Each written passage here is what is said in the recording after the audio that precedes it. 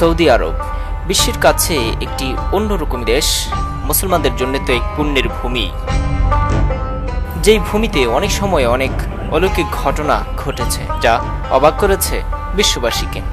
ঠিক এমনই একটি চিত্র ধরা পড়েছে ক্যামেরায়, যেখানে মরুর বুকে এক গ্লাস পানি পাওয়া দুরূহ ব্যাপার, সেখানে বালি ভেদ করে, জমি ভেদ করে ব্যাপক পানি উঠছে, যা কিনা আশেপাশের মানুষকে হতবাক করেছে।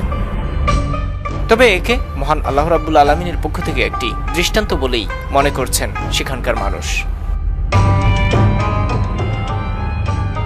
দর্শক, এ ধরনের বিস্ময়কর অনেক ভিডিও আর তথ্য পেতে আমাদের সাবস্ক্রাইব করুন। ধন্যবাদ।